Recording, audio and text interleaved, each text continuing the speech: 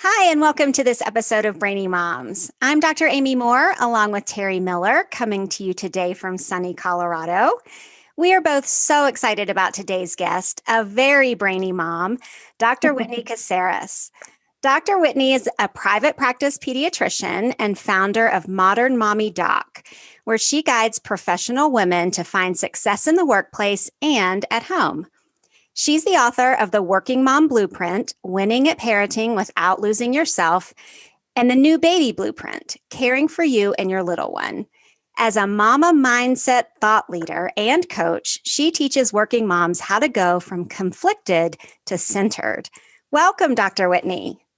Thank you so much for having me. It's a pleasure to be here. So Terry has a million questions for you. So let's just turn it over to her and get started. Okay. Before I even ask you anything, for our listeners, I want everyone to know that the book we're talking about today, The Working Mom's Blueprint, I am working today, but I was mostly a stay-at-home mom, and even now am only a part-time working mom. And so I want to say to all the listeners, this book should have a different title, or maybe you can republish the entire book. Just change the cover because it is so relevant. I mean, everything, every chapter, the practical suggestions, even though this is geared towards working moms, it's completely relevant for those of us who are working moms, take that back, who are working moms working at home with our families, that are stay-at-home moms. And we are all working just as hard. We are all working moms, no matter where our workplace is. And so I want to say, listeners, don't tune out if you think this is only about working moms, if you're a stay-at-home mom, because that's my experience as well. And this information is so beautiful, so encouraging, very relevant. So thank you so much. And you know what? You're absolutely right. I tell my husband all the time that he could pick this up and learn a couple things from it, because the book is written in partnership with the American Academy of Pediatrics. And the cool thing about working with them is that they, of course, have all of their policies that are vetted via research. They have councils and committees and all the things. And so they do not let you put out something unless it is 100% by the book. And they really wanted to make sure that in addition to talking about how do moms in general, and I agree, let's just get rid of the word, honestly, working mom, because we're all working moms. Yes. How do moms make it through and really thrive, not just survive in their motherhood experience, but then also how do we help our kids with things like healthy activity and good sleep, and how to be kids who are able to do chores and all those things. So we included all that in there so that was really mom focused and kid focused too. So I just want to say, when Terry mentioned that, it reminded me of how Excedrin packages, the same painkillers with just different names. They might tweak one little ingredient or, and I said, so she could actually just make a second cover, the stay-at-home mom blueprint, and have the exact same message. And so we love that. Anyway, back to you. Very, very relevant. Yeah. I want our listeners to know that. Don't tune out, because this is great information. So right at the beginning of your book, and this may have even been in the introduction, Dr. Whitney, you actually quoted a colleague, and it was a work situation where the director or manager, whatever, was saying, well, be encouraging. You want to encourage your patients and your parents. And then you said a colleague responded with this: well, it's good to be encouraging, but it's also okay to not be okay. And we need to tell parents that. That's what parents need to hear right now. And I love that because, I think so often in leadership and from people in authority, like our doctors, our pediatricians, we hear, well, just have a positive attitude. And sometimes, especially through this COVID stuff, we're ready to pull our hair out. If somebody's telling me to just have a positive attitude, I want to say, I'm sorry, shut up, I'm leaving. And so I want you to tell the readers, of course, it's in your book, but not readers. I want you to tell our listeners, what's kind of your story? How did you get to the point of being able to let go of that obsession we have as moms for doing it all for perfection? What's your story? Yeah. So first of all, you're absolutely right. And the mini story of what happened there with that colleague is that it was the beginning of COVID. Everything was shutting down. Every single parent was coming around and saying, like, I can't get my kids off screens. I'm going crazy. I feel like my kids are having this horrible time. And that it was kind of an administrative person who came in to our executive committee meeting. I'm on the executive committee at my work, and said in my private practice, and said, now it's really important that we're role models and we just need to be super positive and tell everybody, encouraging. They're looking to us to be encouraging. And our psychologist actually said, yes, and we're all having a hard time. As parents, we're having a hard time.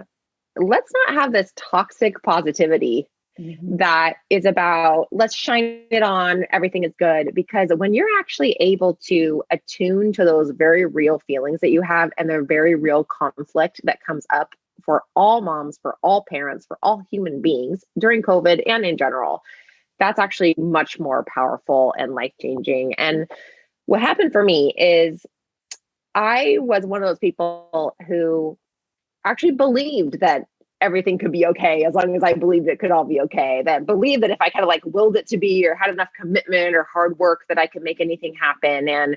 And I was able to really lean into my work as a pediatrician before I had kids. I was always kind of this go-getter. Like I started a little business when I was about 8 years old at a horse stable across from my parents' house. And I just go to door and knock on people's doors, put flyers, and Saturdays, Sundays, I'd be like shoveling the poop. And I earned like a huge Barbie collection, right, in 2 months. So I had that hard work, that tenacity inside of me and that focus.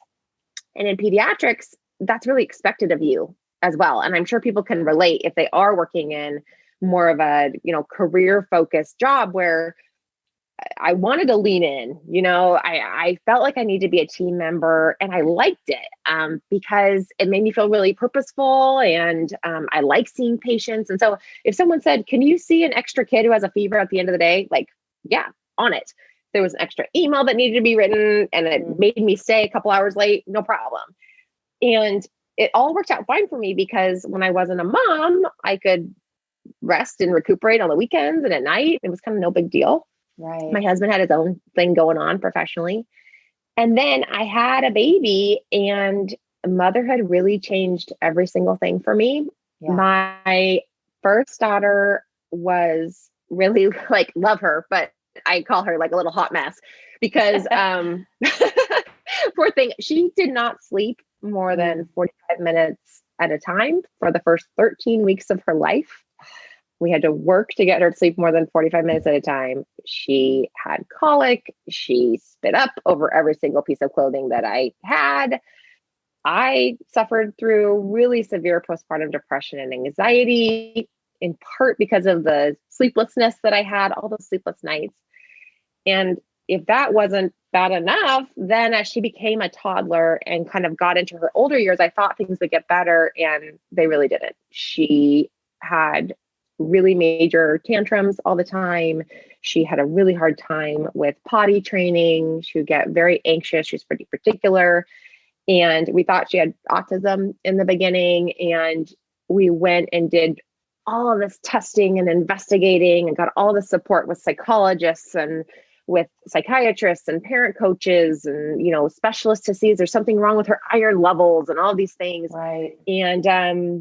And she, it ended up in the end having this really severe anxiety disorder that was just showing up as kind of like fight or flight. Like she'd get real mad or she'd get real withdrawn. And I found myself having just this well of need in my home and in my family. I added on a second kid eventually. My husband had stuff he was dealing with. I had my own stuff. And then I also, though, became more senior in my job. And so I had this well of need in my office and these expectations on me that I would really, really give it my all there and be committed and just work harder and kind of pretend like I was okay all the time, even when I wasn't. So you're burning the candle. You're burning the candle like at both ends and in the middle in a couple of places. Yes. And I think in the middle is probably like the most important piece of that, because it really was like this yo-yo on a string. I keep on like swinging from, side to side, or like a rubber band that keeps on just being stretched in different directions. And I mean, I snapped in the middle. And when my daughter was 12 months old, I stomped into my bedroom where my husband was and said, like, I can't take this anymore. Like, we got to go on a trip. You know, like I left my kid for a week with my mom because it was like so much. I found myself in the shower. I remember when she was about 3 years old, I was in the shower and I'd had all these meetings at work and my husband and I had been fighting and we'd had a really horrible meltdown with my oldest. And I just was sobbing and crying, like feeling like I am constantly conflicted inside and constantly burnt out, constantly stressed. Right. And because you try to soothe yourself when in that situation where I would do silly things like watch Netflix all night long or scroll through my Instagram all night long, but things that didn't really serve me. Or I do things like be really like mean inside my head to myself, to be like, you're like a bad mom and a bad worker, all those things. And so I decided over time, like there has to be a different way for myself. But then also as I started talking to all these other moms in my office that I was seeing week in and week out, I felt like, actually, I'm not alone. Yes. Almost every other mom, working and non-working, maybe they don't have this extreme situation that I do with my child, but they have that sense of inner conflict, of juggling, but never feeling like they're effective. Yeah. Right. I was completely resonating with your story as you were going step by step by step. And I thought, I lived that. Yeah. Mm-hmm. Mm-hmm. Yeah. Yeah, it's so common. So common. You did, Amy, with kids with health problems, medical problems, issues, and then juggling depression, all of that. Sure. Yeah. And trying to juggle a career. Your career. Completely resonates with me. Because I can say, okay, I resonate with all of that too. But what I wasn't juggling was a career. With later kids, the hard thing is that my career was homeschooling. And so I think for some stay-at-home moms, that is the career. And so I was juggling that. I'm homeschooling my kids. I'm with them all the time. So I'm a full-time teacher, and then all the other things. But it's the same thing. What you're saying, you're not alone. I think we as moms, we are so pulled. And I know every generation thinks, oh, it's harder than the last. But I think we as women, ever since what were the commercials? I can bring home the bacon, fry it up in a pan. Ever since the days of that commercial, when we started being told by the media that we can do it all, I do think it's harder. We are stretched thinner. We are burning the candle every which way. And your message here in this book, you give practical advice. The blueprint's fantastic, but your message that you start off with is that we can let go of that perfect. We can't do it all. Yeah. And in fact, I would go further to say, like, if you do not let go of that perfect, like, Lord help you, you will be able to keep on probably spinning the plates, because as moms, we're good. This is not about capability of doing the work.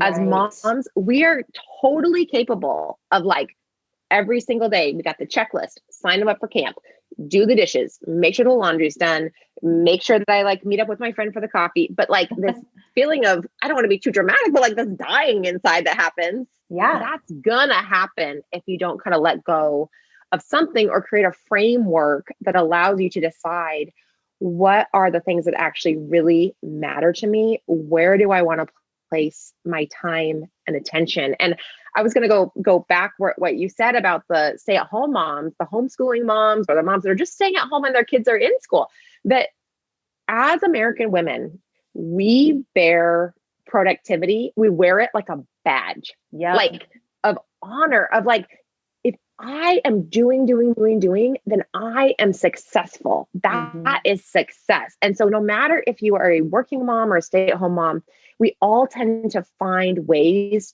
to fill our time and to like earn that productivity badge. And so you're right that this applies to everyone, because we're all at risk of doing that unless we're really mindful. Yeah. So I'm going to jump in here with a question. You wrote, you can't do everything if you want to do anything well. Mm-hmm. And so that reminded me of the phrase, if you chase two squirrels, they both get away. Yeah. So what is your advice to moms for how do you choose? How do you choose what to do? Yeah. So I think it really comes down to understanding your priorities and understanding the things that if you looked back at your life when you're 80, what would be the things that you would be the proudest of, or that you would feel like, yes, I'm so glad I made an investment in those areas. So I actually, even, as we were writing the book, we started creating this framework that now at Modernmommydoc, we call your centered life. That's basically, if you imagine kind of you as a circle in the middle and the things that are important to you as a circle. And for me, these are things like contribution to other women, my family connections, travel, exploration, mental health, all of those things.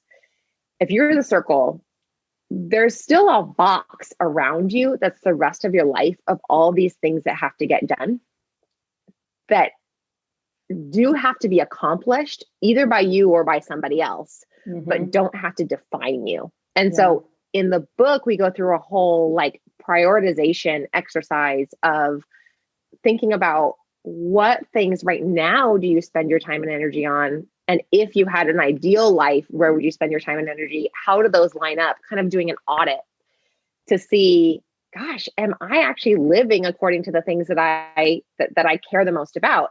And then figuring out ways to push the outside of that circle further out so that it doesn't encroach upon you and your soul, right? And some practical examples are things like, in the book, we go into this in great detail, but automating and delegating, right? Those are efficiency techniques. So what are things that a computer could be doing for me?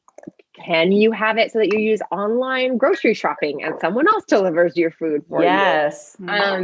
And what about if you do go to the grocery store yourself, or if you order online, just letting go of the idea that you have to make really fancy meals during the middle of the week and having it be pre-marinated chicken skewers with some broccoli and a loaf of French bread, right? That's healthy, and that takes that off of your mental load plate. I have Monday, Wednesday, Fridays, it's the exact same meals every single week for my kids. So good. And if my husband wants to make a fancy meal, Lord love him, let him do that. But I don't need to do that. That's not in my wheelhouse. Right. Letting my husband have a piece of the parenting pie, making sure that we have a common understanding and that we're using compassionately assertive language with each other. Hey, these are the things that are on your responsibility list. These are the things on my responsibility list. And letting him really take charge on the things on his list. Those things help a mom too, to kind of take that off her plate, give it to somebody else. Jancy Dunn, I love her. She's my favorite person. And she wrote How Not to Hate Your Husband After Kids, which is another book that could be retitled and given to every type of person in every type of relationship, right? I'm writing it down. How Not to Hate Your Husband After Kids. Okay. Yeah, exactly. Yeah. And she's great because what she did is she and her husband went through this process of, she talked to therapists, she talked to people who are on the FBI SWAT team as to how they talk with terrorists in negotiation tactics to actually get someone to listen to you when you're in a high stress situation.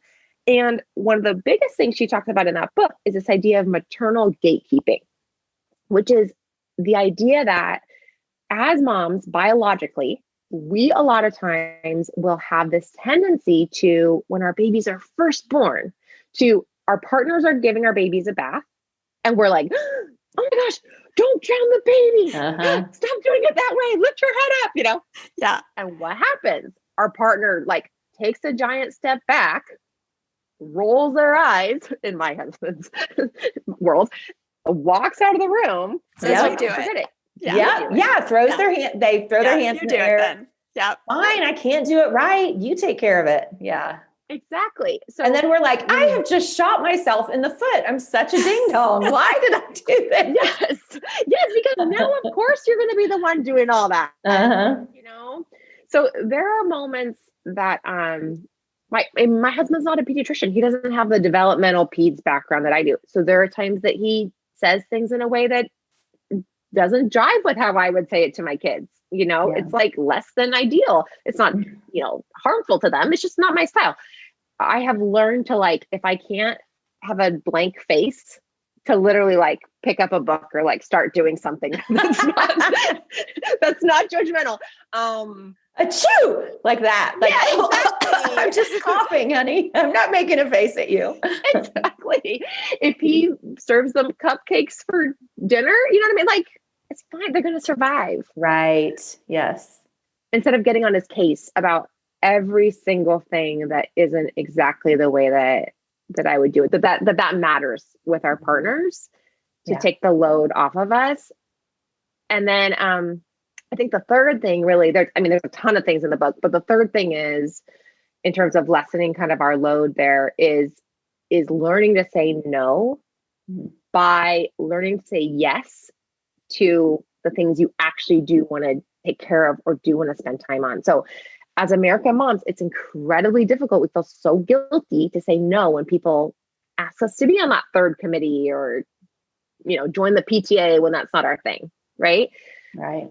But if I know in my head, I'm saying no to this because I'm saying yes to me listening to Hamilton with my kids in the car, singing with our hands and doing all the motions, like, I feel pretty good about that decision. Right. Suddenly the no isn't so negative, because I love how you expressed this. The no is actually a yes. It's just a yes to something else. More important to you. Right. To your family. More important to you. Yeah.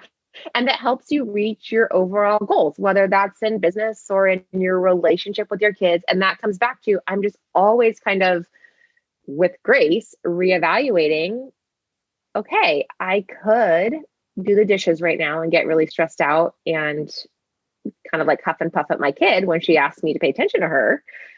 Or I could sit and read her the book she wants me to read. Right. Do the dishes later, You're such a wise woman. You only have 2 kids and you look so young. Okay, listeners, if you can't see her, if you're not watching this on Facebook, you look so young, and your itty bitty one came in at the beginning. And I'm thinking, how did you get so wise? I didn't start learning these things till I had like my 6th kid, It's just, you have been given much wisdom. Yeah, it is trial by fire. I think Brené Brown talks about how, I'm going to botch the quote. I need to write it down so that I can tell people it exactly. So please don't come at me for not knowing the quote exactly. But she talks about how your biggest struggle and trial will later be someone else's survival guide. Yes. Yeah. And with my daughter, to be perfectly honest, we've gone through days that have just felt like I'm in a war, have felt like I look at other parents and I'm thinking, you are sitting back drinking pina coladas at a pool. And I am in like Vietnam in a trench here. Yeah. And I think the silver lining to all of that, to be honest, pain and struggle. And I'm so privileged in so many ways. So many people have it harder than I do, but in those emotional pain and trauma has been just these things that have been like, I could either sink or swim. And I've decided over time to get the help that I needed. The help from therapists, the help from parent coaches, the help from psychologists. We got like an army of 30, around us here to help us to learn. So it's not all me. It's really being open to that idea that I cannot ever make the chaos be completely gone in my home or in my family because of this really unique special needs kiddo that I have. but I can like calm the chaos inside me, and I can create a life that I feel proud of. And I think that's true for so many moms. Like, you can't control the things that happen with your kids, or their learning differences, or if they're differently wired, or sickness that happens, or COVID. Right. But you can 100% control your overall approach to being responsive versus reactive to those things that happen to you. Yeah. I love that. Beautiful. Hey, we need to take a break. Deep real quick. That was good. That was great. All right, we need to take a break. So I can read a word from our sponsor. Thousands of students with reading struggles have fallen even further behind due to the impact of COVID-19. The NWEA has reported that students are only experiencing about 70% of the learning gains in reading relative to a normal school year. But there is hope. LearningRx one-on-one brain training programs are designed to target and strengthen the cognitive skills that we rely on for reading, spelling, and writing. LearningRx programs have helped thousands of students with reading difficulties and dyslexia see life-changing gains in reading. In an analysis of results from nearly 10,000 LearningRx clients, students on average saw their reading skills improve by 3.5 years. Your child may or may not achieve the same results. But if your child has fallen behind or is struggling with reading, visit learningrx.com today to learn more. That's learningrx.com. And we are back talking with Dr. Whitney Casares, pediatrician and author of the brand new book, The Working Mom Blueprint, Winning at Parenting Without Losing Yourself. And to reiterate, after our message, this book is wonderful for all moms, whether you're a working at-home mom, a career mom, a working homeschooling mom, a stay-at-home mom. This book is incredibly, incredibly powerful. I come from more of that stay-at-home mom perspective, even though I do work part-time now. And I want to also say to our listeners, if you are like many moms, you may order a book, be so motivated to read a book, you pick it up and you read a little bit, you poke around, you can't really finish it. Okay, so I'm going to give you the insider's tip. And so, Dr. Whitney, please forgive me that I'm not, I'm not going to say to these moms out there, you have to read every word. But I think that once moms get into it, they are going to want to read more and more and start flipping through to some of those practical ideas. But so the insider's tip, I would say, start off with the introduction, because you are going to be so encouraged and inspired by Dr. Whitney's perspectives on not having to be perfect. I wrote notes to myself at the beginning, and these are not your words. This is how I interpreted it. And so what it spoke to me is I need to spend less time doing more and more time doing less. And so that was a takeaway. Even just in the introduction, like, I spend so much time doing, busy, striving for perfection, and I can let that go. And then I want to say to the listeners, to moms, and skip to chapter 3. Okay, because this gets me. Chapter 3, I think it was page 20. You start talking about appearance after you have your baby. And I'm literally reading, you're going to get a kick out of this, moms. I'm literally reading these couple of paragraphs, and I'm like, are you kidding me? That you witch? You're telling me I'm supposed to look great 2 months after? I mean, I'm getting all upset because you're clearly being sarcastic.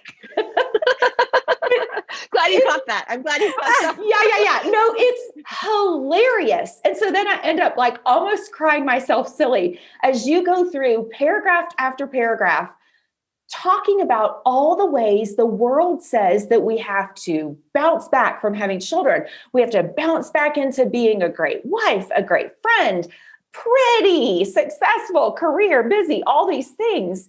And it is fantastic. So I would say jump right into chapter 3 so that you can laugh at all of the things we really take as truth in our lives as moms. Mm-hmm.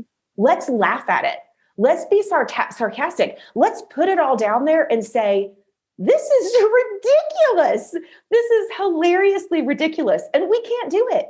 Why do we think we can do it all? Chapter 3, we can't do it all. okay, so let it go. And I love that you then go on in chapter 3 to talk about truly living according to our priorities. And yeah, your practical tool in there, the chart thing you did, the comparison, so good, so valuable. And I know you just talked about that a minute ago. So I'm just reiterating, not only is the author bragging on that process, but a reader is bragging on that process. And I did some notes for myself. I didn't do 2 complete charts. But it was, I mean, I'm 51 now. I have 9 children. I have done a lot wrong, and I've learned to do a lot better. And I have gone through choices where I thought one path was the way and then found another path. And I want to say that unbelievably, I was able to look at my notes in that chart and go, I'm not too far off. That's awesome. They're lining up pretty good. But hello, Whitney, you're what, like 22? I mean, you're just this gorgeous young thing. Oh, okay. So this is always the joke in my office is that I look like I'm 12. And I'm 40. I'm 40 years old, but yeah, but so I look like I'm 12. And I always tell people when they're about to have a new baby and they meet with me before that for these prenatal visits to kind of do a meet and greet, see if they like me. And they go, well, how will the hospital know if you're supposed to be my pediatrician? I go, just tell them at the hospital that you picked the pediatrician that's the 6-year-old, and they will know exactly who you're talking about. So yeah, I can't hide it. You know, even with makeup on, I look young, but that's okay. I mean, I think I'll be happy when I'm 70. Absolutely. Absolutely. Sure. So I'm bragging on you right now. You look amazing. So that's not a bad thing. But just saying that there is that comparison chart, there's so much wisdom in that you are bringing to moms that I want to say, oh my goodness, don't wait till you're 51. You know, that you can begin this process, dig into that. What are my priorities so that, like you talked about, Dr. Whitney, my no isn't a negative no. My no is this beautiful, positive yes to something else. And the guilt of that no disappears. Yeah. There can be such freedom in that. Yeah. Yeah. 100%. I mean, the thing is, when we don't take the time to say, or make the choice, I should say, because it's not just about time. If we don't make the choice to say yes to ourselves, and there's a whole self-care chapter here, that which is goes way beyond like mani-pedis. Segue. That's what we're getting into next. So go on. Yeah. What I was going to say is, we build resentment because there's only so long that we can like do the work, and have that feeling inside of like, I'm doing all the work. And then it's like an Instapot, the lid, it just like keeps on building pressure underneath. And then eventually it pops. And then we go through this cycle of we're irritable. We get more frustrated with our kids. We aren't able to do our work as effectively if we are in a career. We aren't able to concentrate and be present with our partner if we have one. And then we feel bad. And then we go back to doing again, I better work harder, work again, just like take my own needs out of it. And then that cycle keeps on perpetuating. And when we take care of ourselves and put our needs first, our deep inner core needs, the things that bring us joy, that remind us of who we are and what makes us content and peaceful, that changes that cycle and makes it so then we are able to come back to our priorities time and time again, and B, to give to other people in the ways that they need us to give. Yeah. Well, you segued exactly into what I had next on my notes, that I would tell listeners, I would tell moms, if you get a hold of this book, intro, chapter 3, and then straight on into chapter 4, which is about self-care. The specifics that you give, the specific examples are so beautiful, so encouraging. Dr. Amy and I just did a podcast. Let's see, it was episode 106 on the sort of the argument of momcation or mommy sabbatical.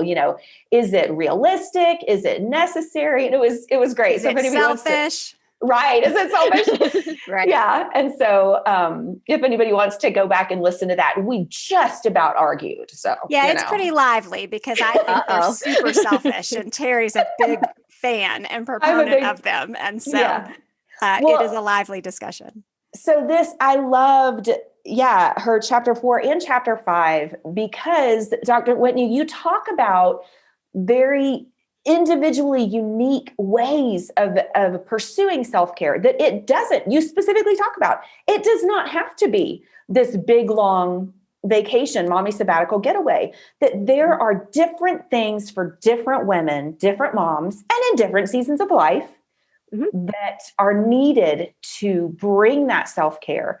And those 2 chapters are so helpful and encouraging, helping us understand why we need it, helping us understand how we can achieve that. You offer encouragement and practicality.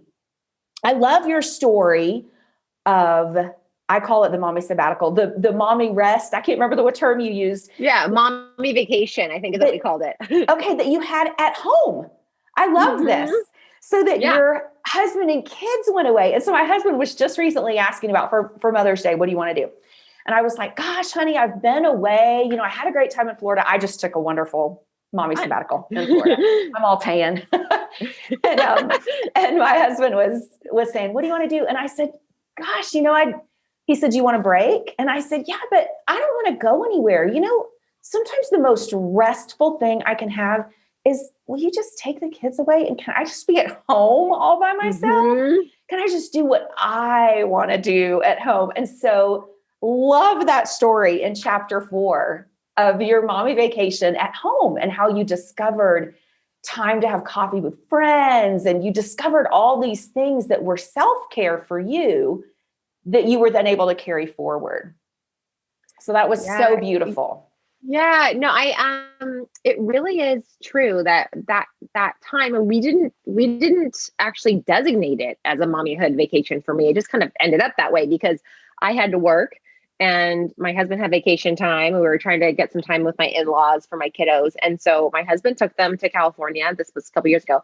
Took them to California and they stayed there at the beach and I was at home. And so I actually was working, but it was kind of like a pre-kid throwback. And that I thought I was going to be like, ooh, I'm going to do all these exciting things. I'm going to go to this amazing bar or do all these things. And the things that I ended up doing were so boring. They were just having, on the surface, having coffee with a friend. They were on Saturday. Nobody woke me up. Right. They were,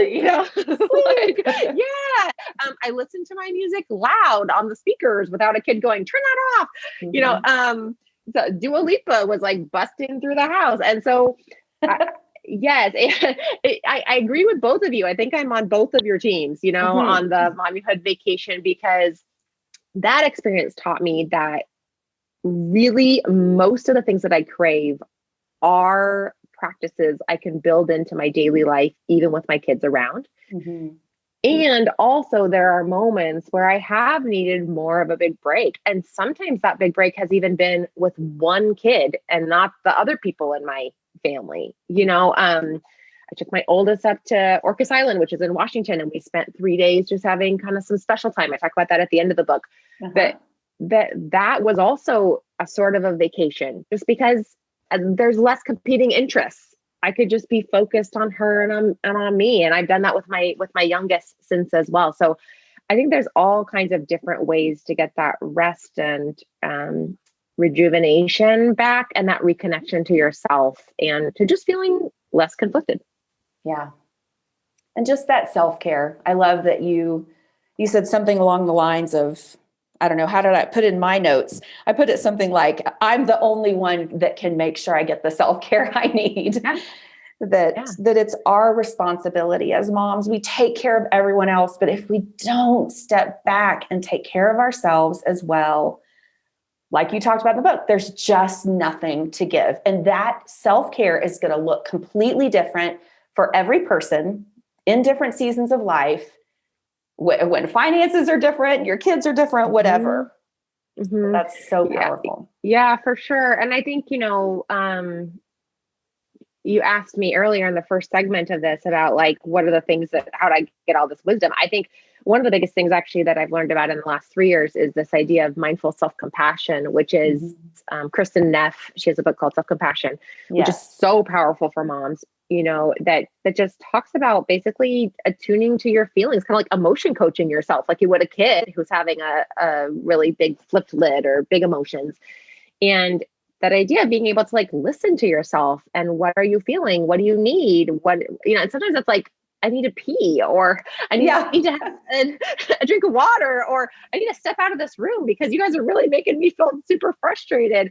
Or sometimes it is, I need 2 or 3 days by myself without any noise or people touching me and trying to like put their hand down my shirt, children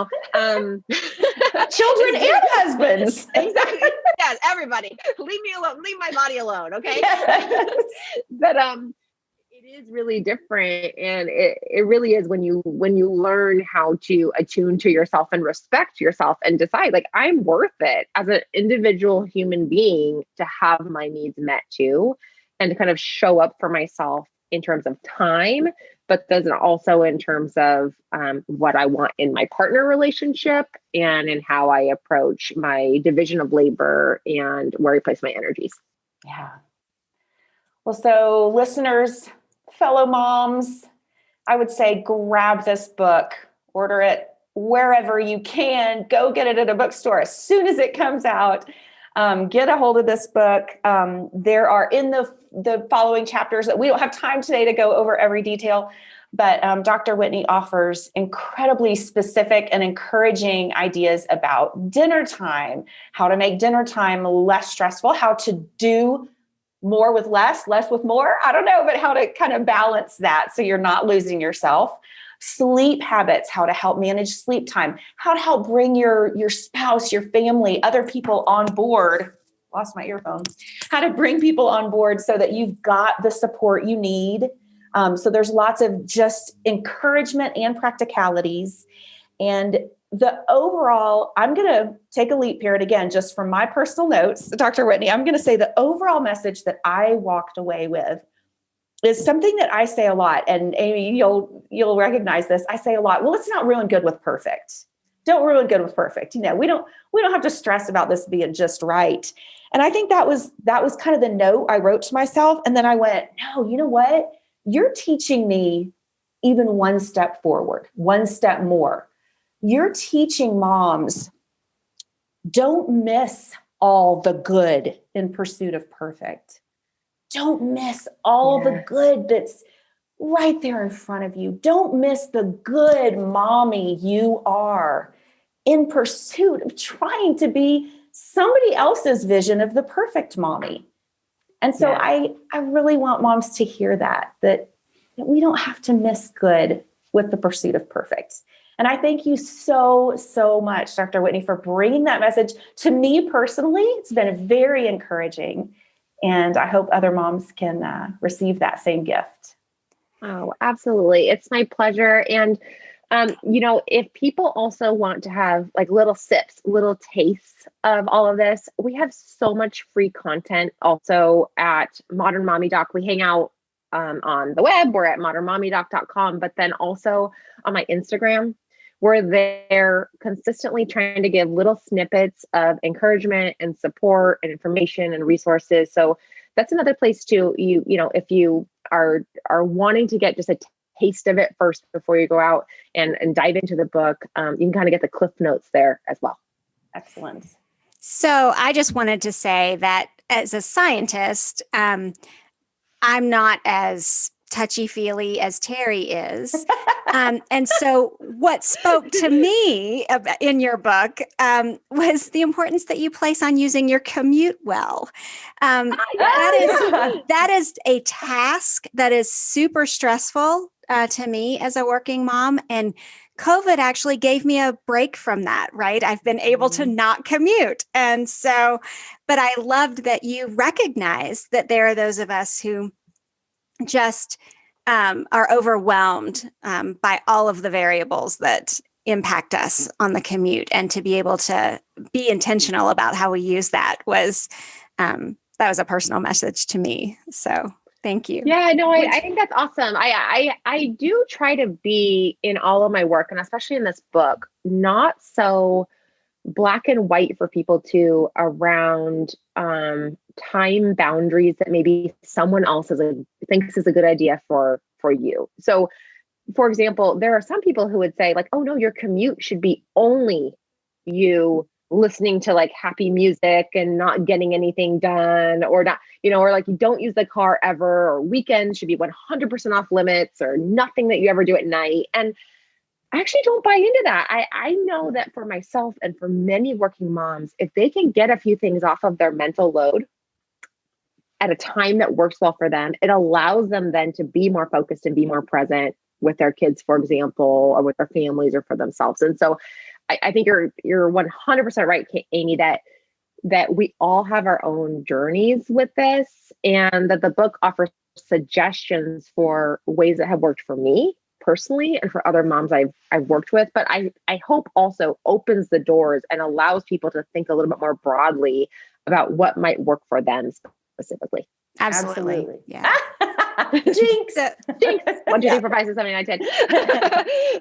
So I want to pivot before we run out of time, because we are getting close. Yeah. And just ask you a couple personal questions that we like to ask all of our Brainy Moms guests. And so the first one is, if you could go back in time, kind of like have a do-over, what words of encouragement would you say to yourself as a new mom?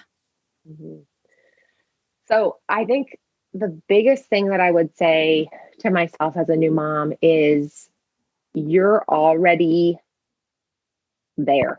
Like, you don't have to live your whole life waiting for life to happen. You're in this moment right now.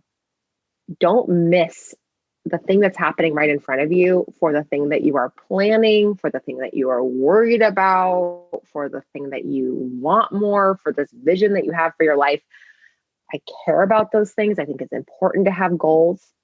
I think it's important to have self-reflection. But if we're constantly in our minds in the past or in the present, it makes it so that we're unable to appreciate all of the good that is in front of us, like you were saying, Terry. Yeah. And it also makes it so that we're unable to really understand for us why, when we're not okay, why that's happening. Because we kind of push it aside and like move forward and fill our schedules with more productivity in order to kind of push that away. So I think the biggest thing that if I was to go back would be just to say, like, you're here in this moment. What are the things you can appreciate about it? What are the things you can accept are really hard? And what things can you change now? What things do you need to just leave as they are and kind of wait to pass? I love that. When I was a new mom, I was really struggling to lose the last 10 pounds of baby weight. Mm-hmm. And so that's all I could focus on. My son was 6 months old and I had 10 pounds to go. And so I just wanted to run and run and run until those pounds melted off. And I finally woke up one day and said, you know what? Your life doesn't begin when you lose those 10 pounds. Your life is right now and you're missing it. Yeah. And so your words absolutely spoke to me about that, for sure.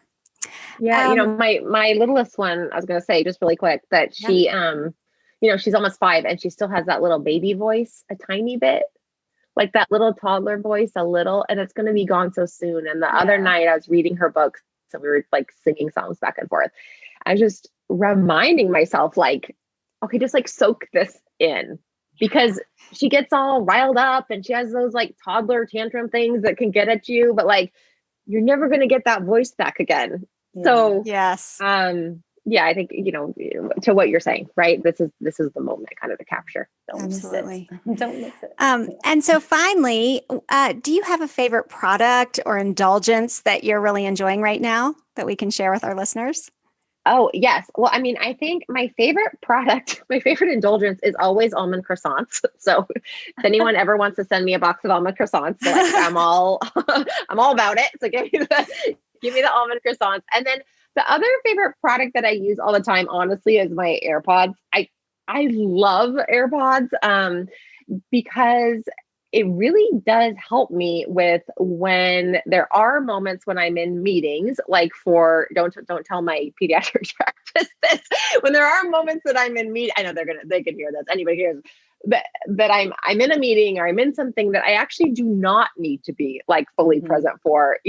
I talk in the book about not multitasking all the time, but the one time that actually is okay to multitask is when you have like one kind of mindless task happening and another one that's mindless at the same time that you're doing. Sure. Yeah. And so the AirPods help me to like fold the laundry while I'm listening to someone in a meeting that I can be actively with my mind there, but they don't expect me to be on camera or looking at them. Right. And so the AirPods help me get a ton done in that way. And I also use my AirPods when I'm outside, like in my garden, listening to music that I really like to listen to, or podcast or whatnot. So AirPods and almond croissants.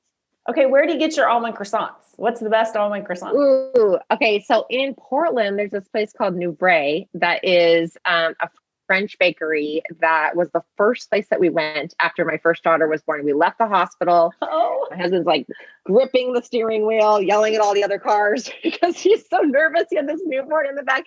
And so we go there.